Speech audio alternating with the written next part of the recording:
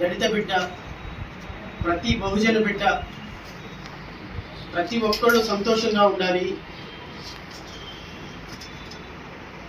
ప్రతి ఒక్కళ్ళకి ఉపాధి కావాలి, ప్రతి ఒక్కళ్ళకి బతుకు తెరువు వాళ్ళ సొంత కాళ్ళ మీద నిలబడాలని ఆలోచించే అతి కొద్ది మందిలో నా పక్కనే ఉన్నటువంటి శ్రీనివాస్ గారు. నిజంగా ఒక తమ్ముడిగా ఈ రాష్ట్రంలో అణగారిన వర్గాల జాతిలో పుట్టినటువంటి బిడ్డగా నేనైతే గర్విస్తున్నా. ఈరోజు దగాపడ్డ దళిత బిడ్డల్లో ఒక బిడ్డ మా తమ్ముడు. సరే, నేను వివరాల్లోకి వెళ్ళను, అది రాష్ట్ర ప్రజలందరికీ కూడా తెలుసు. సో కోర్టు పరిధిలో ఉంది కాబట్టి నేను కానీ శ్రీనివాస్ కానీ దాని గురించి మాట్లాడాను.